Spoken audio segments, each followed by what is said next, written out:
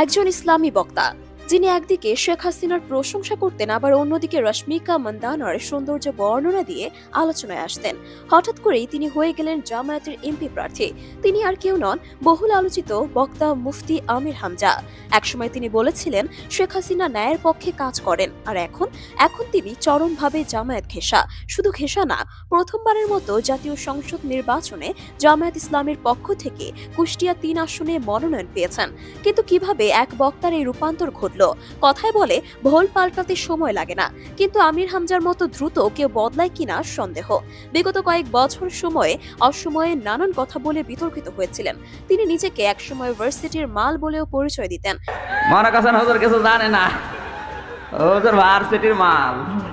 আবার এক মাহফিলে সরাসরি বলেছিলেন রশ্মিকা মান্দানা বিশ্বের ১ নম্বর সুন্দরী, তার দিকে তাকিয়ে আল্লাহর স্মরণ করলেই পাপ হবে না। রশ্মিকা মান্দানা নাম শুনেছেন? এই মহিলার দিকে একটু আল্লাহর নাম নিয়ে তাকাবে। এই মন্তব্য করার পর প্রবল জনরোষের শিকার হন তিনি।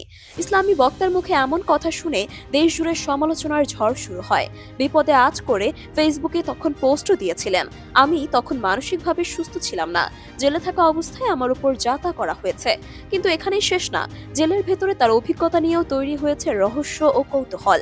একবার বলেছিলেন আমি আর মামুনুল হক একসাথে নামাজ পড়তাম। আবার আরেকবার বললেন তারেক রহমানের পিএস নুরুদ্দিন আর গিয়াসউদ্দিন মামুনের সঙ্গে আমি গোপন বন্দিশালায় ছিলাম, সেখানে মাঝে মধ্যে জুতো খেলতাম। এক কথায় কোনো ঘটনা এক জায়গায় স্থির নয়, প্রতিবার পাল্টে দেন গল্পের স্ক্রিপ্ট। করোনার সময় তার বিতর্কিত মন্তব্য যেন আগুনে ঘি ঢালার মতো কাজ করে। তিনি ঘোষণা দেন ৫ ওয়াক্ত নামাজ পড়লে করোনা হবে না, বলেছিলেন মুসলমানদের করোনা হলে কোরআন ভুল প্রমাণিত হবে, আর মানুষকে বলেছিলেন মাস্ক না পরতে। এই বক্তব্যে ধর্মপ্রাণ মানুষও কনফিউজড, বিজ্ঞান মনস্ক মানুষ তো আরও রেগে আগুন। আরেক বড় বিতর্ক তার বিলাসবহুল লাইফস্টাইল। বলা হয় আকিজ গ্রুপের পক্ষ থেকে তিনি পেয়েছেন এক ঝাঁক চকচকে গাড়ি, ঢাকার মগবাজারে ফ্ল্যাট, এমনকি বিশ্বজুড়ে ৩১টি দেশে ফ্রি সফরের সুযোগ।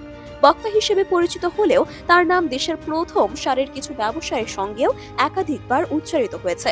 তবে প্রশ্ন একটাই, এই বিতর্কিত মানুষটি কি সত্যি রাজনীতির জন্য প্রস্তুত, নাকি ধর্মকে ব্যবহার করে রাজনীতির ফায়দা লুটছেন? একসময় যিনি হাসিনার এমনকি জামায়াতকে মজুমদার উপাধি দিয়ে নিজের অনুগত বলতেও ছাড়েননি, এই দ্বিচারিতা কি শুধুই কৌশল, নাকি ক্ষমতার খেলায় তার নিজের পথ হারিয়ে গেছে? তবে এটুকু নিশ্চিত করে বলা যায় মুফতি আমির হামজার বিতর্ক পিছু ছাড়েনি, বরং তাকে ঘিরেই তৈরি হয় নতুন বিতর্ক।